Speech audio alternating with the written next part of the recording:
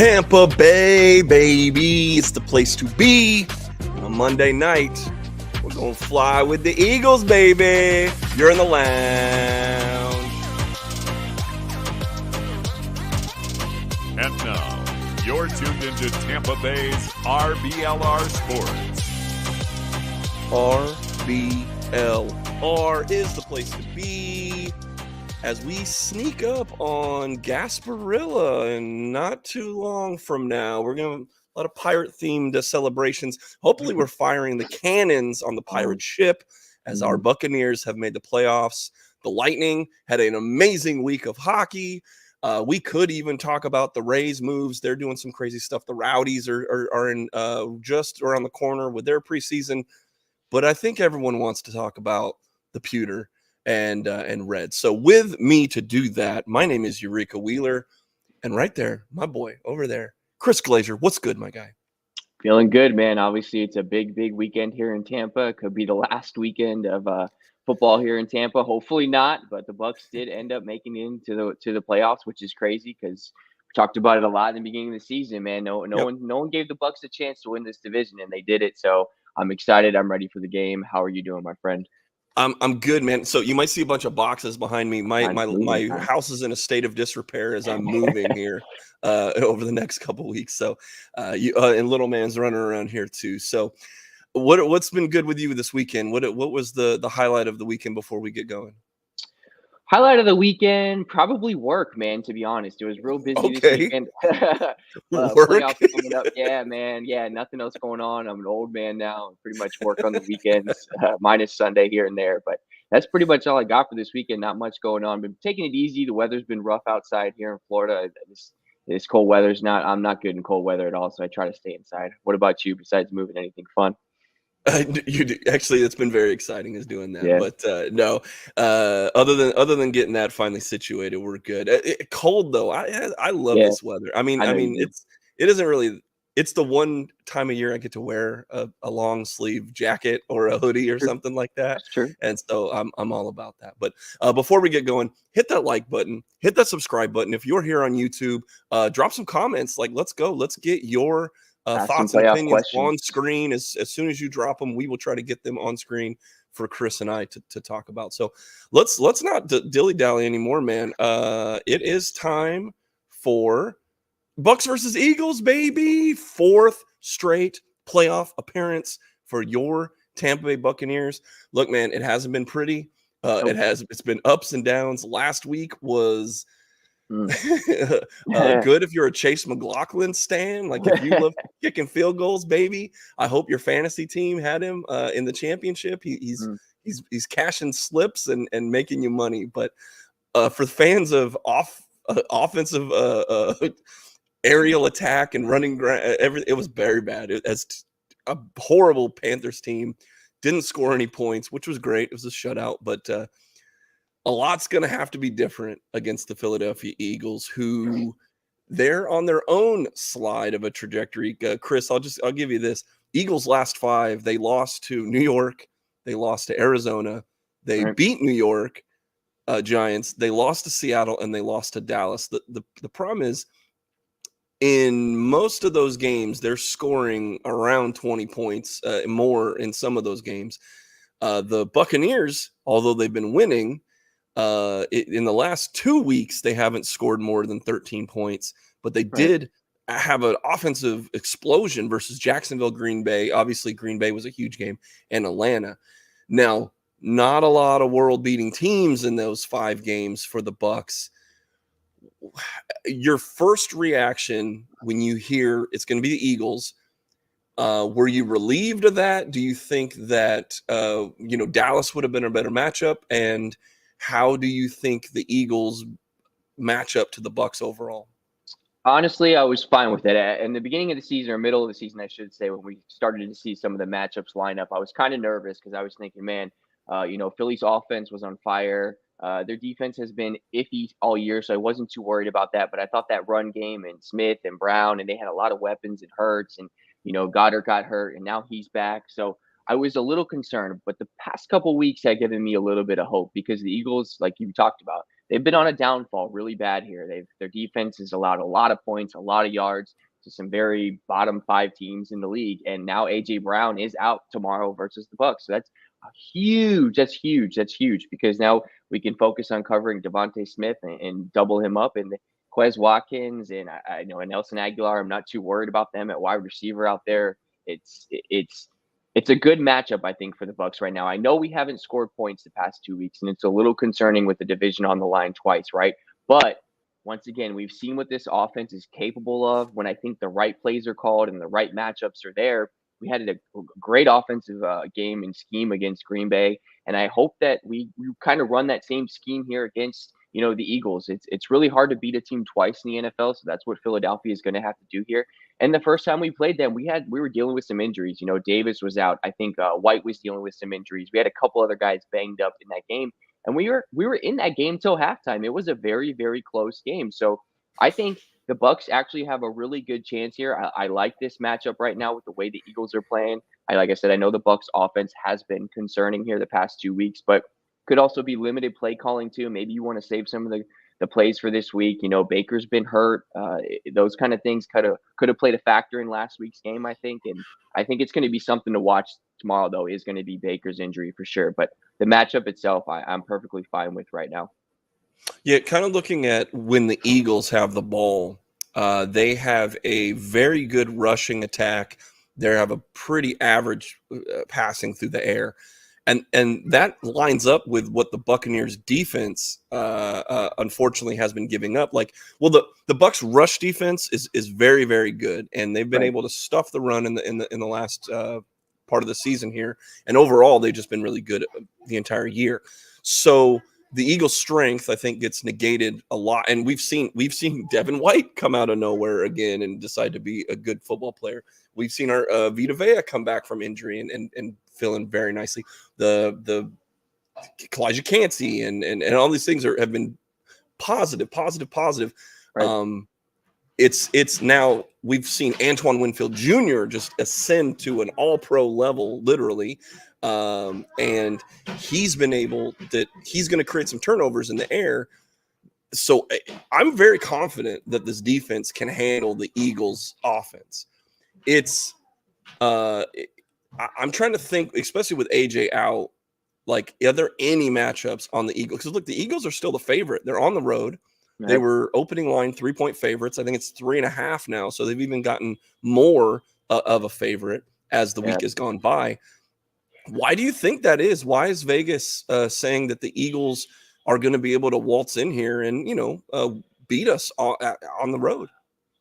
I think a little of that's the way the Bucs have played the past 2 weeks on top of, I think you're comparing quarterbacks here. I think Hurts is a little edge on Baker, a little more solidification as far as a starting quarterback in the league, not bounced around yet. So I think they're giving the edge to the Eagles in that aspect, and the fact that the Bucs haven't been consistent on offense. I think that's the biggest thing going into this is you're looking at this game. It's like, what offense is going to show up for the Bucs? What's the play calling going to be like from Canales? Are we going to run on first and second down and be in third and long situations again and again and again?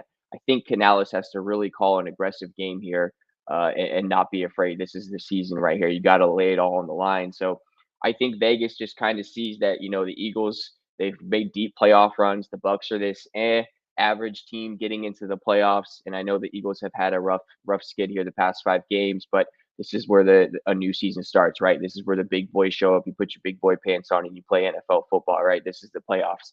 You lose or you go home. You're going golfing, right? So I think that's why Vegas is giving the edge here to the Eagles. But I think this is, like I said, I think this is a good matchup for the Bucs. So I'm ready for this game for sure. Yeah, because to me, the flip side of that was a good way to lead into kind of the other side is now when the Bucs have the ball, they haven't been able to run the ball at all the entire season. And when it's been good, it's been perfect at times and great. But when it's not, it's a very, very low valley. If that line cannot protect Baker Mayfield, who's, dealing with injury but has been practicing, it's going to get ugly because then not only are you you're 0-dimensional because you cannot run the ball. And now if Baker can't throw the ball, you're in for a world of hurt. And last week, unfortunately, it was win or go home, and we didn't see an impressive performance. The week before that, it was win and you're in, and they also against a team that they knew was going to come in ready and hungry to beat them, Right. and they failed. So now I agree with you that is the big question: is when they're good, they're at least average to way above average. There's been amazing, impressive performances, and we know the talent is there. We have Godwin and Evans. We have weapons for our quarterback to get to them. We've seen Rachaad White pull out great catching out of the backfield. Obviously, that's his strong suit. But there's been a couple games he's gotten to 75, 80 yards. So there's this little germ of possibilities there that haven't quite exploded into fireworks and awesomeness. Right. So, but I think the Eagles are a defense that are primed to give up this stuff, because the Eagles defense, they are very, very, very bad against the pass. They're very bad. They are strong against the run. So I think on a play calling, if it's run, pass, you're inviting yourselves into the trap that the Eagles are setting for you. They unfortunately have to pass more, and I know the Eagles are going to know that, but still the game is set up, the rules are set up to make the pass easier, and I think they have to just sort of lean into that. There does have to be a good mix. They do have to control some of the ground game, but it's really up to Baker Mayfield. It's really up to the line. It's really up to Godwin, Evans, and maybe, there's always X factors in the playoffs. So is this K Dotton? Is this a tight end, a guy that we haven't seen yet? Is this Trey Palmer? 2 years ago we had Scotty Miller making that amazing play coming out of nowhere. And I think that this is going to be one of those games where they're going to have to air it out. They're going to have, even if the Eagles know that that's happening, someone's going to have to step up. In my mind, it's Mike Evans. In my mind, this is his time. Time to get paid, time to collect them checks, time to prove why he's a Hall of Famer. And as long as Baker can throw him the ball, I think that it's his time. It's his time to win some MVP level ascendancy here. So, what am I missing though? Like I'm pretty confident when the Eagles were named as our opponent, I was pretty confident. I think the Eagles are the one team that we can beat. I think that every other team in one way or another, I mean, the Packers, it'd be tough to beat them twice if we somehow match up with them. But I think that every other NFC team presents a lot more of a problem than the Eagles do. Why do you think, and even talking around informally, talking to other fans, there's not a down vibe right now in Tampa Bay. Like it's people are feeling, I mean, the Eagles are on the slide, but it's anybody's matchup today. Vegas seems to disagree, but why do you think the vibe is so, I don't know, optimistic for the Bucs this week? I think it's just because no one expected it this year, right? Like I said, no one expected us to win more than 3 to 4 games. Everyone was predicting the Bucs to be the bottom feeders of the South. And here's Baker on a comeback season with a new OC and a head coach in Bowles who hasn't really proved himself yet. Like all the odds were stacked against the Bucs this year. And here they are going up against a top tier Super Bowl team in wild card weekend. On the Monday Night Lights in Ray J. The end zones have been painted red. It's a red out tomorrow. That's everyone's hype, man. The hype is real, right? Like we all kind of saw last year the downfall of Brady. Like we could tell his age was taking effect. His arm, his throws were all, father time kicked in last year for Brady, right? We had a great run with him, but we saw it happening. This year with Baker, to me, it feels like the complete opposite. I think we're getting the best Baker we've seen in the NFL since he's been in the NFL.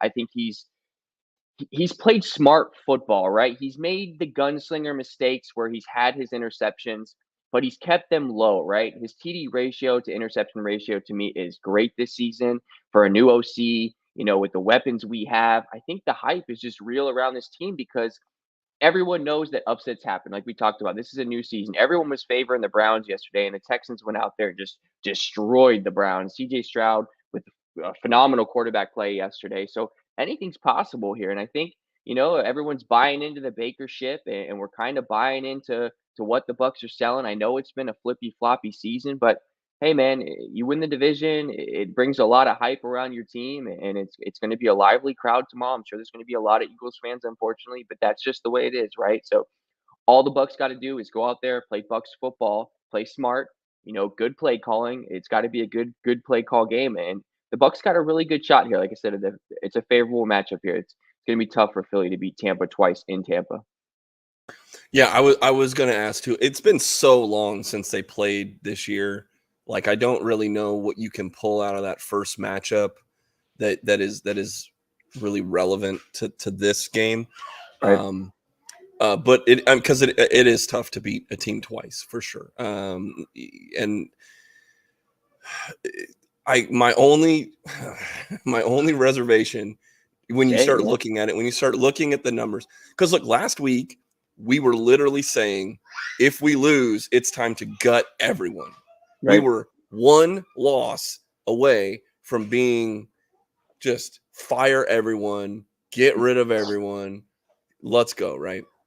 And I think that would have been the overwhelming sentiment. So I think to answer my own question would be that I think the vibe was, even though they only won 9 games and they lost 8 games, I think that is an accurate representation of what this season has been, is that they went out there with one mission, one goal, and that's to win a very bad division, because then you get a lottery ticket, and that's what we have.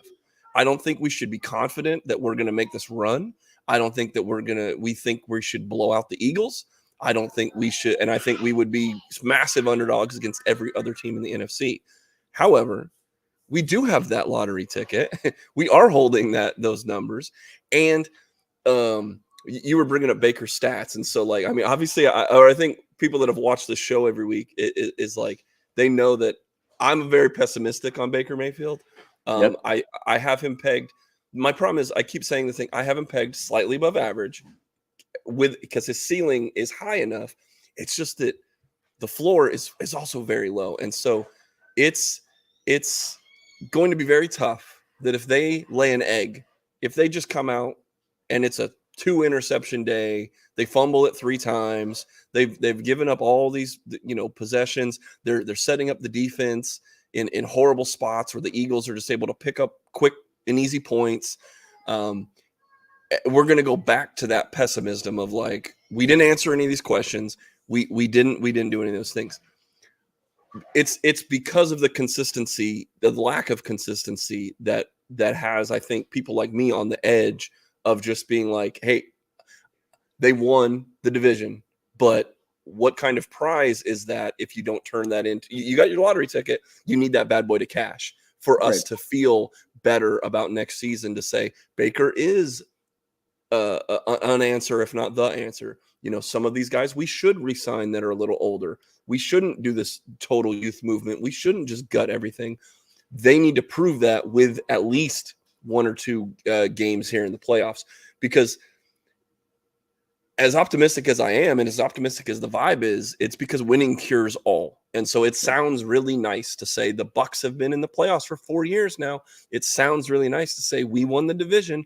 I even made up a mock little division champion, 9-8 division champions, little graphic that we were laughing about in the chat. But like, if they lose, now it's like, okay, well, you don't have the draft position that you would have had if you would have made different decisions. You put in all your chips to get here. Now it's time for Bowles and Baker and even Evans. That's why I said Evans. The downside is that Evans is playing for a contract.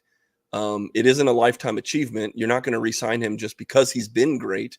You have to re-sign him because he will still continue to produce. Well, what better way to do that in the lights, the brightest, even the cold winds, the bitter winds of Tampa Bay as they blow in here in January. What better way to do all those? It's keep those vibes high, prove doubters like myself wrong by just shutting us up and winning. We'll see. I'm excited for it. Everyone's excited for it. Blaine's excited for it in the comments. What's good? Again, make sure you're hitting that like button, subscribe, and if you're in here, drop us a comment, guys. Let's go. Let's talk it up. Chris, I was gonna say, is there anything else you wanna touch on? If there's an X factor or something that you want to get into before you do your prediction? Yeah, and I kind of mentioned it earlier, and that's the Baker Mayfield injury, right? He's taken more reps in practice this week. He's throwing the ball deep, so it all looks good. But we really don't know, and we won't know until game time when we see how he's throwing the ball. He looked really off last week, and I know they were saying the wind was taking a factor because he couldn't throw as far with his ribs. So I think that's going to be the biggest thing to watch in this game. Hurts also has a banged up finger too. We don't know how much of effect that's going to take. So there's a couple toss ups in this game that we're not going to really know until we get into that second quarter game time action to really see how these things are going to pan out. Because if Baker's still battling an injury, we're going to be in for a long night. If Baker's healthy, I think Mike Evans has a massive game tomorrow. This is like you talked about. I think that's the key, right? Feed your best players tomorrow. The season's on the line. It's not time to run the ball on first and second down. Come out in shotgun. Go hurry up. Score, score, score. The Bucs haven't scored an opening drive TD yet this season. Is this the time where we get an opening drive TD? Bring the aggressive play calling, right? It's it. The season's on the line, right? There's no more cute play calls. Get it to your best players. Feed the ball to Godwin. Feed the ball to Evans. I don't care if they both have 10 targets. It's fine. Get the ball to Rachaad White on screens. Those are all the things. The Bucs do all those things. The Eagles defense is not good. I'm not worried. The Bucs can score. If they do those things, we got a really, really good chance at stealing and winning this game and going on to the divisional round. So I'm really excited, but we really have to keep an eye on Baker here. I think that's going to be key. We got to see how healthy Baker is. Obviously, they're not going to come out and say, you don't want the Eagles to know. So that's got to be my X factor to watch here is the health of Baker. Fire the cannons is the motto, and it's like, guys, if they've been holding on to some weird play or some concept, it's literally win or go home. Oh, stay home, I guess in this case. So you got to do it. And this is the one home game they're going to have in this entire playoff run. So it's time to figure it out. So with that said, Chris, we've talked for about 20 minutes now about the Bucs and the Eagles. There's a lot of opportunity, but there's also, some things that they have to figure out and fix. What say you? Bucs, Eagles, wild card. What's your prediction, my guy? I think this is a close game, right? I think this comes down to kind of the X factors I talked about. If Baker's healthy, Bucs got a really good shot of airing this ball out, having a big game for Evans, having a big game for Godwin. Get the ball to your best players. The Eagles secondary is not good. It hurts. His fingers banged up. A.J. Brown's out. What a better time to capitalize on a first round wild card win than to take advantage of what the Eagles are giving you, right? Injuries, trying to beat a team twice. I got the Bucs pulling it out here in a close one, 24-23. I think it comes down to the very last drive in this game. I think the Eagles keep it close, Bucs keep it close. I'm hoping there's some scoring, obviously, putting up 24 points. This is it, right? Season's on the line, right? Air it out, feed the ball to Evans, feed the ball to Godwin, get the ball to Rachaad White, protect Baker, do all those things, play Bucs football, go Bucs, 24-23. Send the Dirty Birds golfing, baby. All right, out there, what's your predictions? Drop them. Let's go. Drop your predictions in the comments right now. Do you agree with Chris, man? He's got the dub going on. I got one comment we'll get to just after this because I'm going to give my prediction. And I think it's kind of a lot what I said the last week or 2 weeks is like, who shows up? It's time. The playoffs started last week for us. They came out, they dug deep, they got the dub. A little better competition this week, and I think it's going to be dirty and ugly and stinky, and we're going to have a lot to complain about, but we won't be complaining that it's the offseason, as I believe that the Tampa Bay Buccaneers will win. They will beat the Eagles in a absolute ugly ass game that we are like, we're going to be in the chat with like tear emojis and then fire emojis and then the skull emoji. It's gonna be an up and down game. Get ready for it. But I believe in the leg of Chase McLaughlin. I believe in the defense. I believe in the defense. I believe that's the story of this game. The defense creating turnovers. the special teams pinning them deep. We haven't talked about Hall of Famer Jake Camarda yet. Like those are going to be the differences in my prediction. And I think that it might be only one touchdown they scored today. I don't know where it comes from. I hope it's Evans, but I think there's 3 points is the difference in this game, and I think that we are going to be on the right side of history. Now, a question from the comments. Here we go. Actually, here's Matt Gannon with 13-8. That might be scoregami. But his big question is not if, but when the Bucs beat the Birdies. Do you think we've got a chance against? He has San Francisco moving on. They got the bye, so that would mean that we would still be, because we haven't gotten to the rest of the NFL. We don't have to go too deep into it, but that assumes that the Rams don't upset the Lions, right? And then we would still not be the lowest seed. But if we are the lowest seed, we would play San Francisco. This might be the only time we get to talk about it. So do you think we would have a chance against San Francisco? I do. We played good against them in San Fran once already this year. It was a close game again. The Bucs kept it close. Like I said, it's hard to beat a team twice, man. If the Bucs win this game, they're going to have a lot of momentum going into San Fran. That's going to be one confident Bucs group that's healthy right now, minus Baker. We don't know, but the defense is healthy. Everyone else is pretty healthy, minus Baker, as far as we know. But they got a shot, right? You win, you beat the Eagles. Any kind of momentum you get, man, going back into San Fran. I love your optimism. Interceptions, Bucs go to the NFC Championship game, right?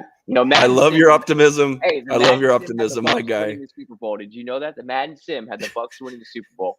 So hey, anything's possible. I love it. Go Bucs. Buddy, you're my guy.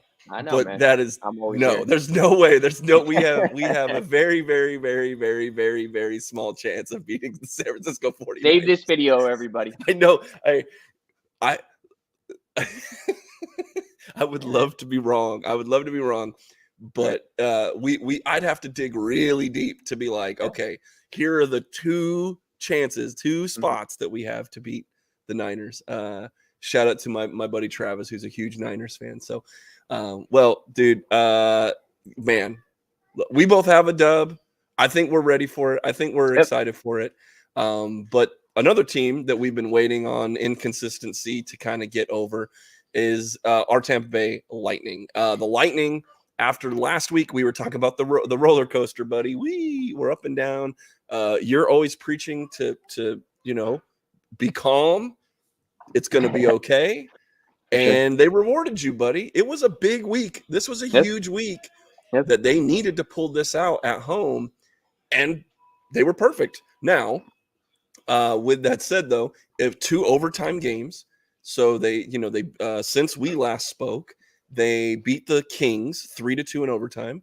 They beat the Devils 4-3 in overtime, and then they mollywopped Anaheim 5-1. So, what I guess overall, what was your big takeaway from the Lightning this week? Adversity, man. It was we talked about the roller coaster, right? And I've always said, it's not. The Lightning have a great core group of players, great leadership, and the best coach in the NHL, in my opinion, right? And you have all those things. Bouncing back and getting a win streak is easy to do. They just got to get on the ice, focus, play their game, and they're just battling a lot of injuries. We talked about it, right? Hockey's all about gelling, having the right lines together, and having your guys work together as a unit. Hockey is a team game. So when you're battling injuries, you're constantly having call-ups from Syracuse, up and down, frequent flyer miles for all these young guys. Shout out to Gage, who got his first NHL game for the Lightning. Got into a little scrum there, saving Chernak. So I just thought the performance this week was good, right? We thought it was going to start rough with the Kings, who were up 2-0 that whole game. Bolts made a heck of a comeback in that game to just steal 2 points in overtime. Same thing against the Devils. And then last night versus Anaheim, it took them a little bit to get going, but they did what they should do, and that's beat the Ducks by 4 goals, because the Ducks are the Ducks. So I think this was a big 6 points, right? Because now the Lightning get a couple days off, I should say. We have a couple games in hand on some other teams that are behind us, so they're going to eventually try to gain some ground on us. So this was a big week for the Lightning. They did what they needed to do. They got the 3-0 sweep at home. I thought the offense, looked better. There were some big plays from the defense as well. We didn't give up as many goals, odd man rushes. Vasi's going to settle in at some point. Like I said, let him get some more games, and it takes time for him. I think he's one of the better rhythm goalies in the league, where when he plays consistently, he can catch fire, right? It's the time off for him I don't think he's really good with. So overall, great week, right? I said stay positive, stay optimistic with this team. Right now, we're sitting in a playoff spot. We'd play Boston right now if the playoffs started. So, just it was a good week for the Lightning. I like what I saw. I want to dig into a couple things separately. You gave us a really good rundown, but the first thing that was really important to me was that we got good games from many different people. In the Kings game, Hagel, Isamont, Perbix, Chernak. These are guys that like sometimes aren't on the top of the list of amazing players in the games. But I think those guys individually had really good performances against the Kings. Glendening came out against the Devils in the Ducks game. DeHaan, Stamkos, Perbix. We saw huge hits from rookies. We saw along the whole way this entire week, Kucherov, Perbix, Hagel, Stamkos. I mean, huge offensive games too. So it's been everybody. It's been, we expect Kucherov. That we've joked on the RBLR Lightning podcast that comes out every week on this YouTube channel that you should be subscribing to. On the Lightning pod, they've been talking about basically we should rename the 3 stars of the week to the Kucherov, 3 stars, and we just don't give him a first star because he's been the first star the entire time. Right. So it's been good to me to see guys like DeHaan, who like some people don't even know who he is, that he's on the roster, but he was a standout, defensively especially. And actually Matt Gannon here talks about, let's see. Oh no, here's Blaine talked about the defense. Lightning have no defense, but I'll tell you what, Radish is trying to fill that Sergachev role. Yeah, so it is guys like Radish, I thought was playing good defense at times. We've gone back and forth about their system and their injuries and things like that. But what response you have, or can you give me more insight on it's the depth of the roster? We'll get to about rookies and rotating and injuries. I do have a question about that. But what has been are you seeing the same thing I'm seeing, where it's like it's taking the whole roster, but they're succeeding when they're doing well?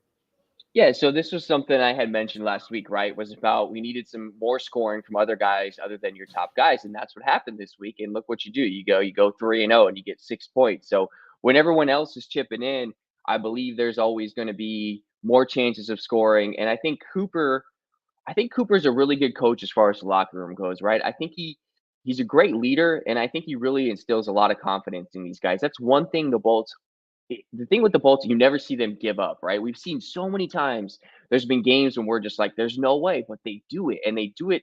I think they do it better than anybody in the NHL with coming back and always remaining in games. You can never, ever count this team out. And I think that's one reason that the Lightning were able to make such back-to-back, almost 3 times, deep runs, because they don't give up. They know what it takes to win big games and to grind it out. And it's like, they're not worried about call-ups, right? They don't care who it is. They're going to go out there, play Lightning hockey, and that's it. And you're going to get what you get, right? So I think Cooper's really good at instilling those things, and I think he's really good at just being positive in his guys and confident in call-ups and younger guys coming up. So when all that happens, this is what happens, right? You go 3-0 in a week where Kings, who are a Stanley Cup contending team, come into Tampa, and you come back from 2-0 with less than 10 minutes left in the third. Like, the Kings are a really solid defensive team. So the Lightning did a lot of good things this week, and I liked what I saw with more chipping in from the other guys. If they keep this up, we're in for a solid win streak here.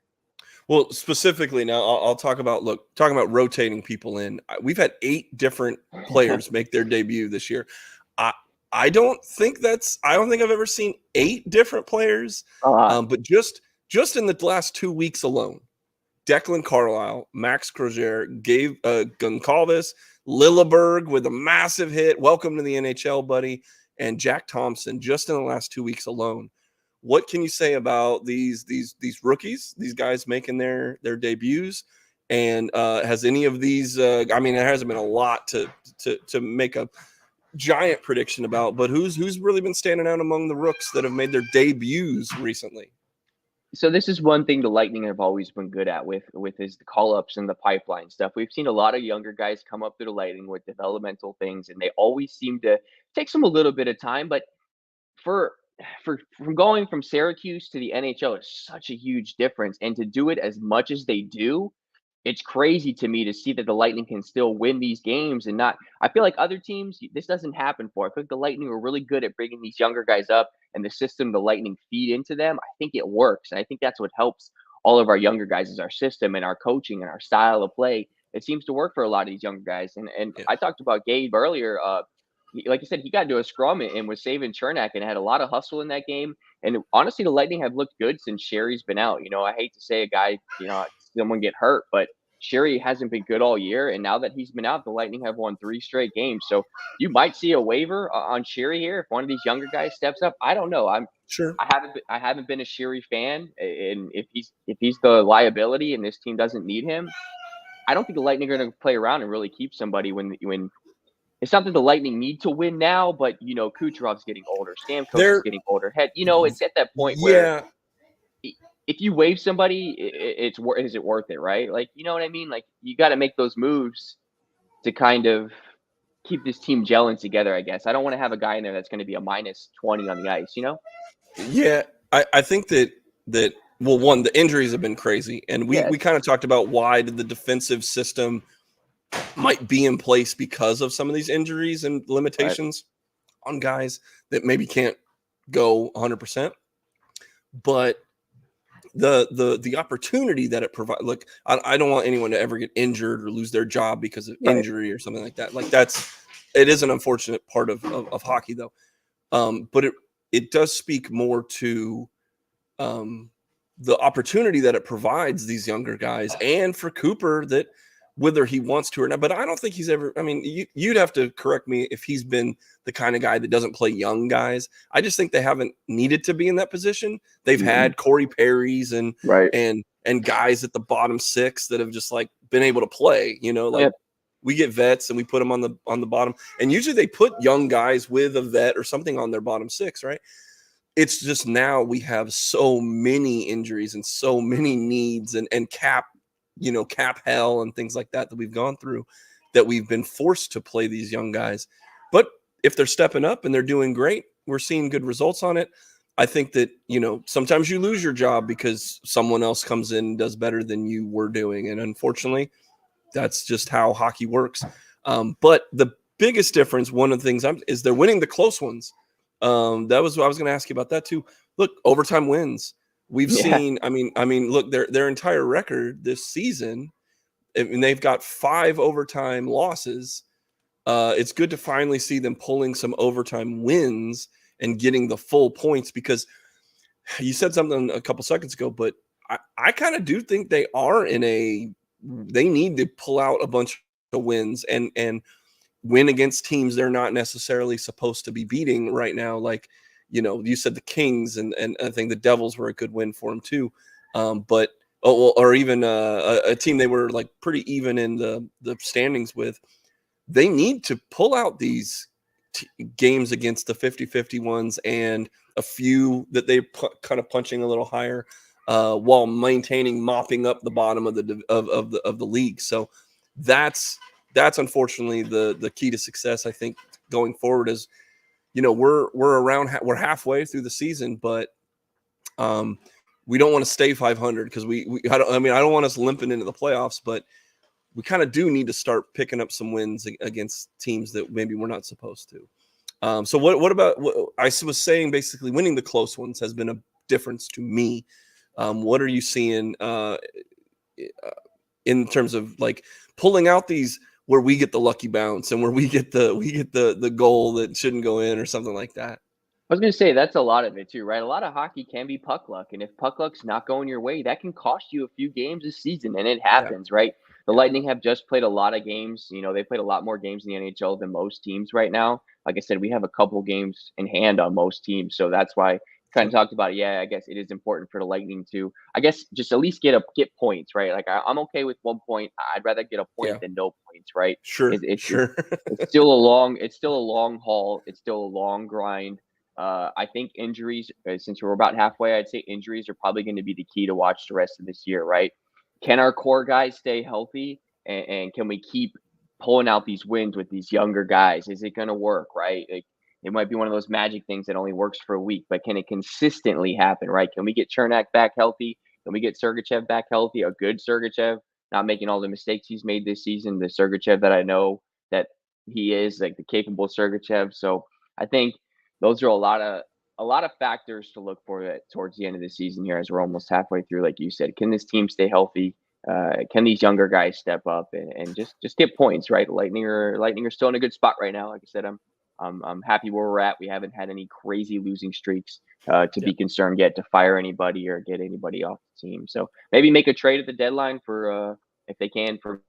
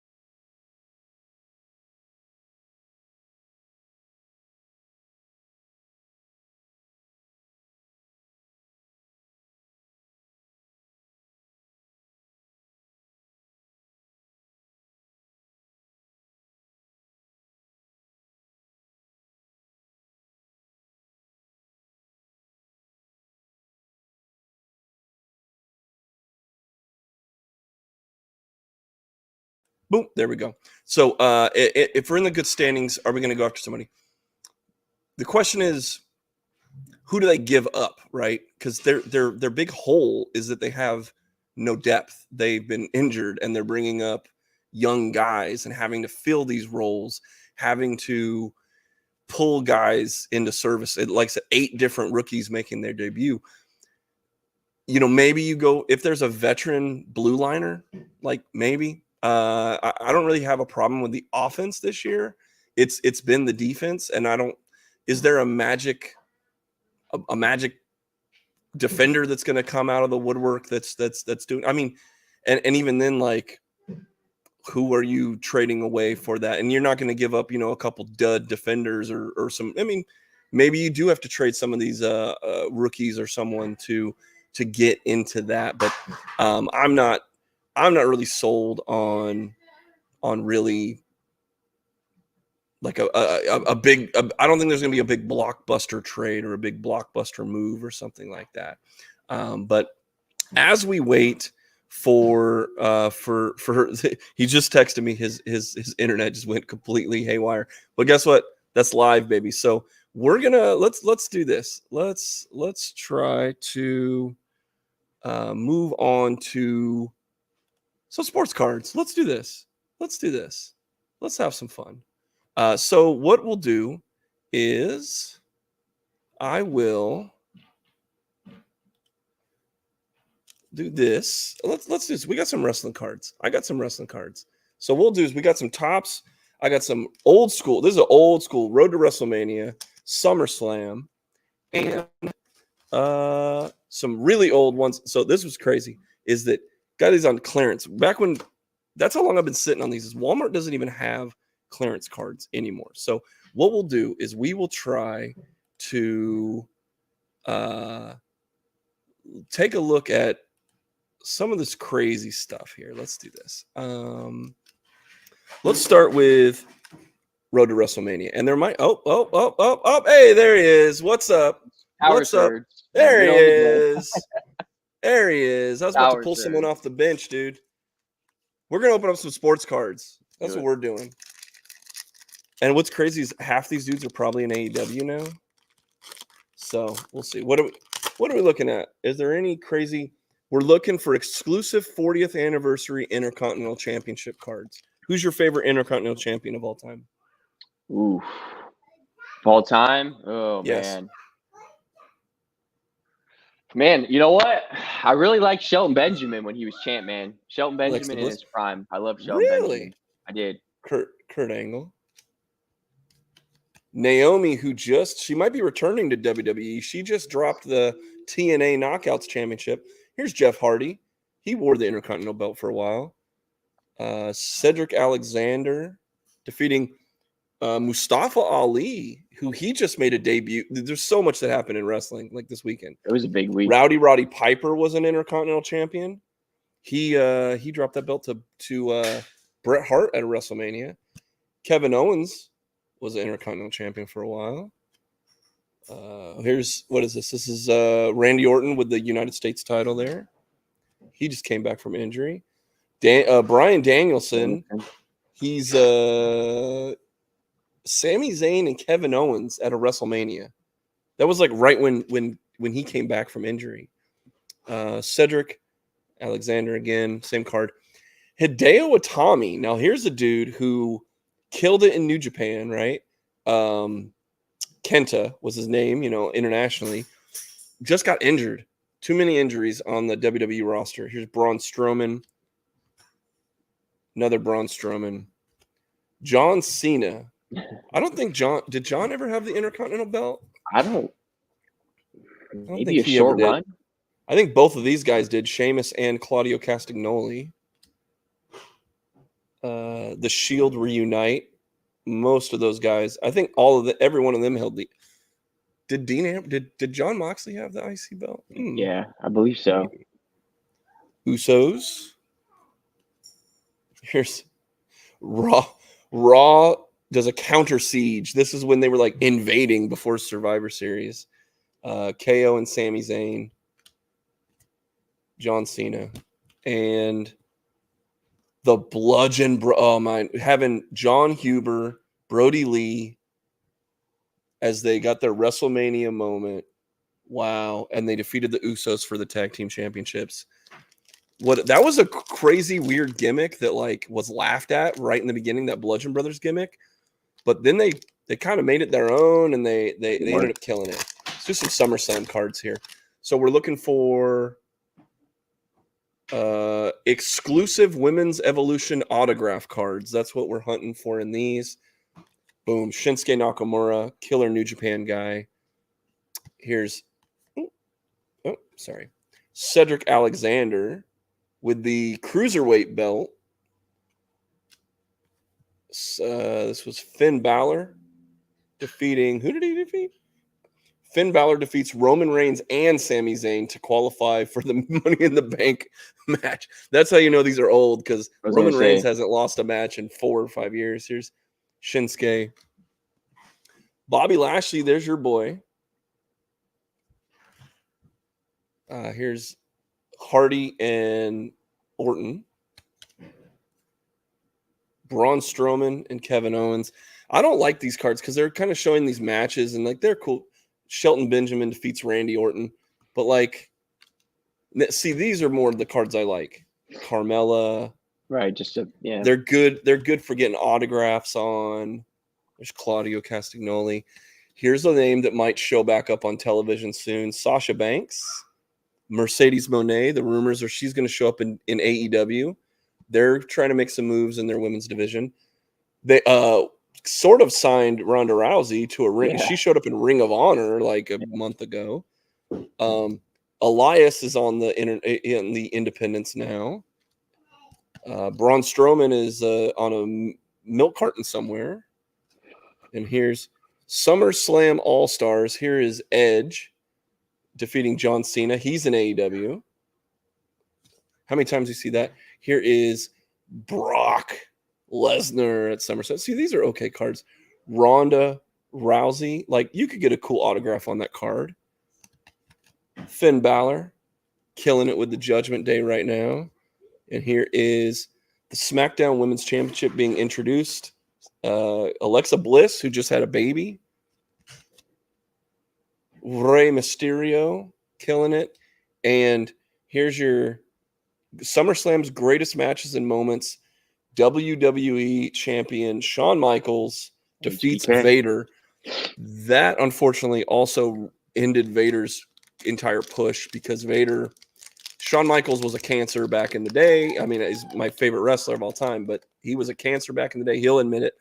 And that match against Vader just was very bad, and it ruined his whole push. He went from gigantic monster to chicken heel, like you have Big Van Vader, who was like the hottest monster in WCW and in Japan, and just ruined him. All right, we got one more pack of cards. These are going to be WWE 2017. We are looking for Daniel Bryan autographs, is what we're hoping to get in here. Here is JoJo. Legend here, Jerry the King Lawler, who just like had a Hasbro style toy come out. I have it. Here's a guy that's going to be retiring. The Icon Sting. How's Sting's run been in AEW? It's about to end. Love it. He's been booked super strong. I love it. Fandango. That's the bottom line. Stone Cold Steve Austin. What? Love the old best. I should have cut a promo on the Eagles as Stone Cold. Here's the rated R superstar Edge. He's in AEW, killing it. Here's Big Damo, Killian Dane, who they were pushing at that time. These guys just showed back up on TV. Occam and Razor, the authors of Pain. Here is Kalisto, that I doubt you'll ever see anywhere ever again. Here's a name from the past. Lex Luger, Lex Express. Torture Rack. Look at that Torture Rack, baby. Here's really good picture of Jeff Hardy hitting that swanton. These are good. I think these are cool. Pretty cool cards.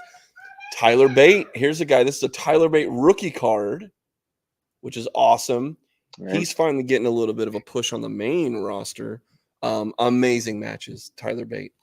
Here's Bo Dallas, who is still on the roster, but obviously, no one's trying to push him back in the ring after the loss of his brother.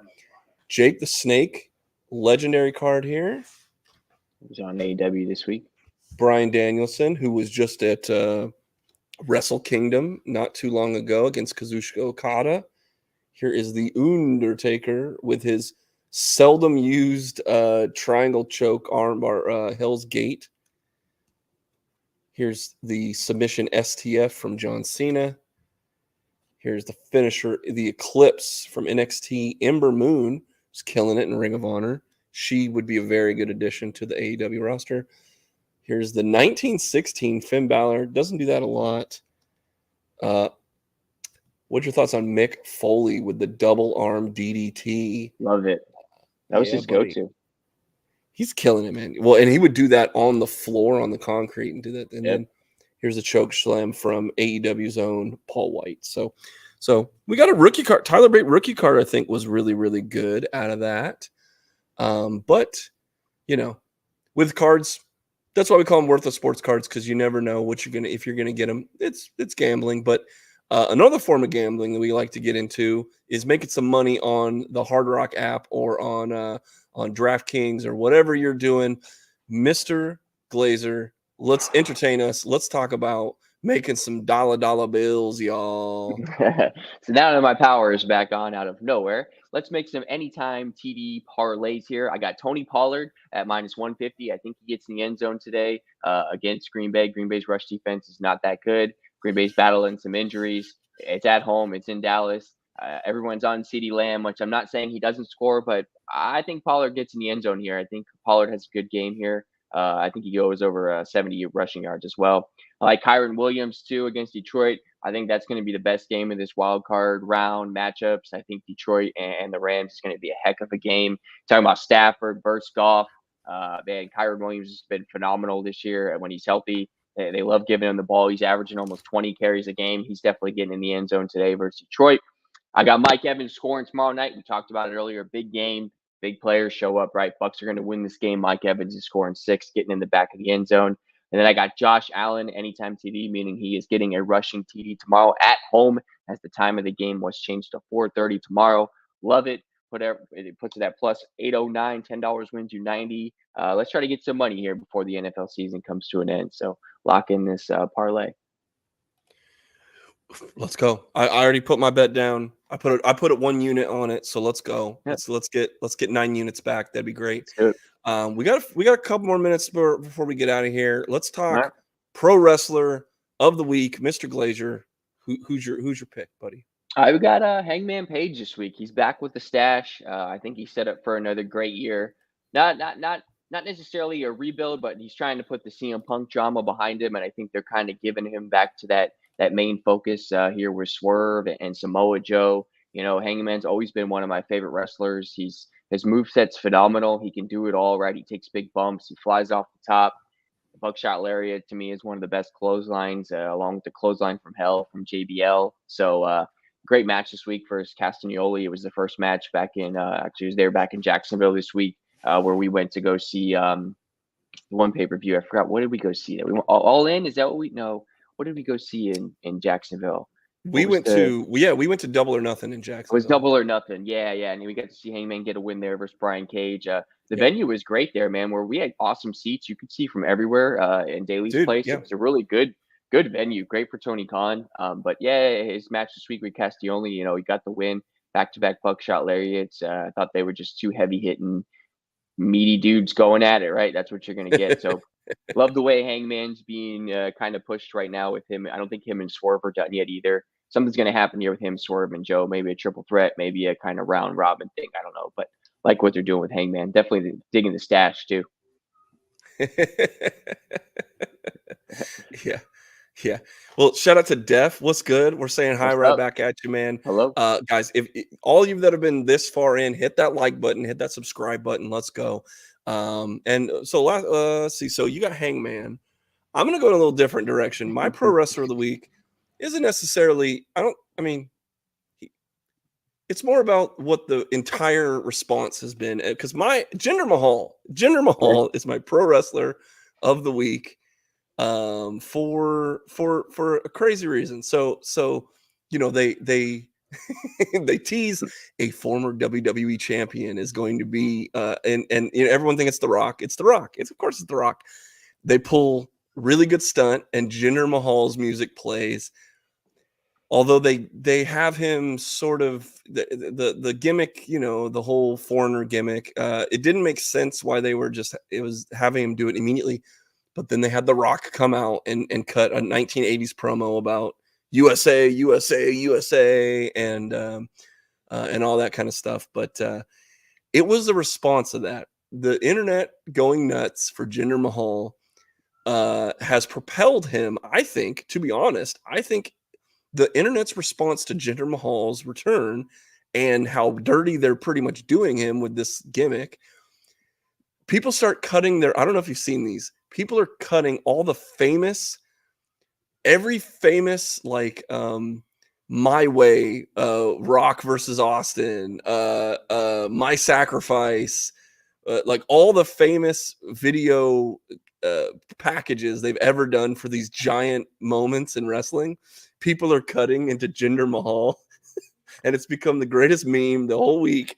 Is just watching these people do these like phenomenal edits of famous promos and packages, but having Jinder Mahal as the subject. And so now he's got a title shot. Jinder Mahal versus Seth Rollins for the heavyweight championship that they just created.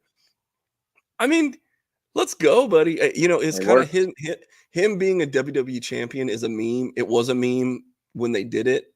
Nobody understood it. I mean, they were going to India and it sort of, it went so badly in Vince's eyes that they took the belt off of him like before they even got there and had Triple H show up on that India tour. But that was the Vince era. This era, I think they can actually take this opportunity that they have and push this guy. And I think so. Me calling him the pro wrestler of the week is a little bit of a tip and a nod. You know, is Jinder the greatest pro wrestler in the world? No, but like he's got a little opportunity, and I think he's smart enough. You know, I think he's got just enough chops. He's a veteran. He's done the work. His body looks great. You know, he took his vitamins. and all that stuff. Say what you will, but they have a little, I don't think he'll win this belt or whatever, but they have a little bit of a way to push him to be a good little mid-card heel down the way. Maybe he won't beat Seth for that title, but he could be a heel that gets a United States run or something like that. Why not? They don't really care about those belts anyway. So why not give it to a guy that's got the internet on fire? He's and hopefully pushes his career just a little bit longer into relevancy. So yeah. that's my call on gender, but dude, so much amazing wrestling happened within the last 24 to 48 hours, buddy.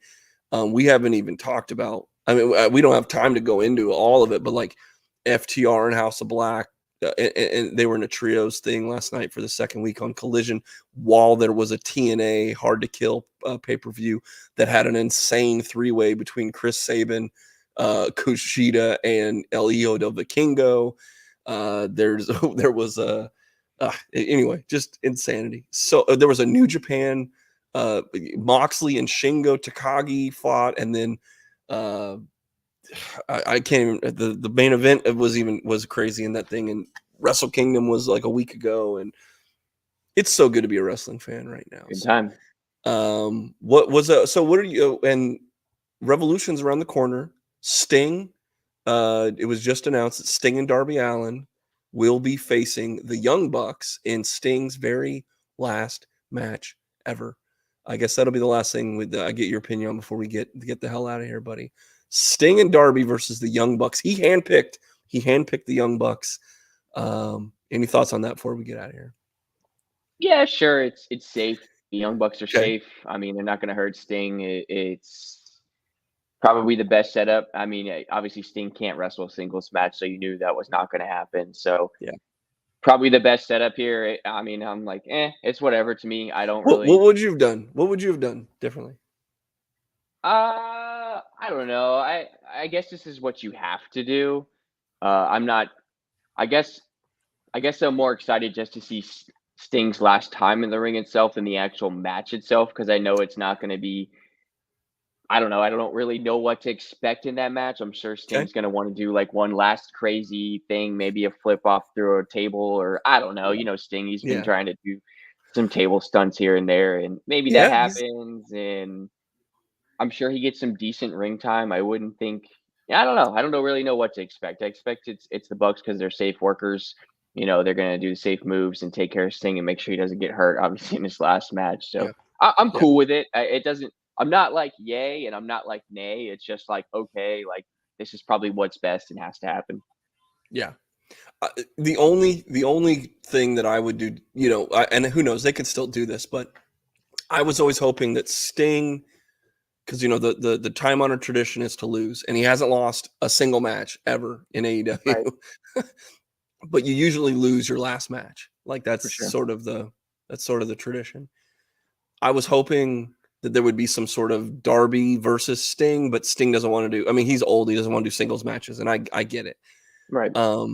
It's a way to protect him, and fine.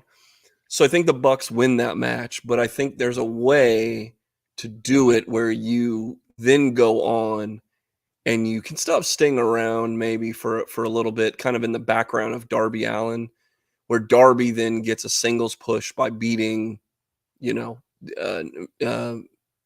Nick Jackson or something in a singles thing. Like, I don't know. There's got to be a way that pushes Darby forward. I mean, I guess you could do that in promos and things afterwards. But for one match, his last match, I think it's going to be really good with the Bucks. They're going to make him look like $1 million. They'll be able to hide the weaknesses and accentuate the strengths. We'll get all the hits, and then the Young Bucks complete their heel turn by ending the career of one icon, Sting. So we'll see. We'll see. I wonder what the lead up's going to be. They're going to have to sell me a little bit to get more hype other than just it's Sting's last match. But the tickets are selling. I think they're opening up a little more tickets, but I think they're close to sellout, if not already sold out completely. So, well, Chris, buddy, what a show. We've talked Bucks, Eagles. We both have the Bucks winning today, albeit not in blowout fashion, but we both have the Bucks winning today. We've talked about the Lightning and how great of a week and how comforting it is that we've been able to rotate these young guys in there. We talked a little bit of wrestling. We talked a little bit of betting.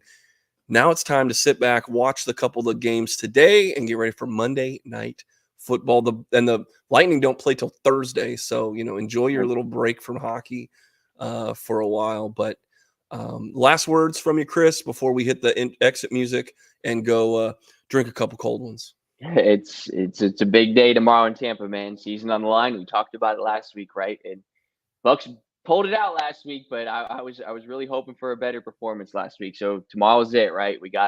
That's it. Play calling's got to be smart. Like I said, get the ball to your best players.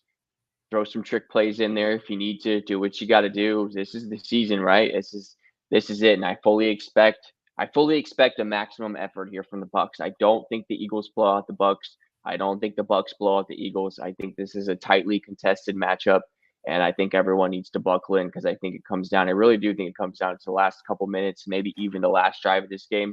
Maybe a Chase McLaughlin 65-yard winner, sets Ray J on fire, right? Cannons are firing down to Dale Mabry. So hoping for a big game tomorrow, and obviously I'm hoping for a Bucks win, man. Let's just stay positive and go Bucks. Yep. Well, hit the like button. Hit the subscribe button. Follow us on social media. We are at RBLR Sports. Let's do this. Let's fire the cannons, y'all. Let's go Lightning. Let's go Rowdies. Let's go Rays. Let's go Bucks. Bring it home, guys. Bring it home. Let's do this. I think we can do this, guys. So from all of us here in Tampa Bay, we're out. We'll see you guys next week. Peace. Go Bucks.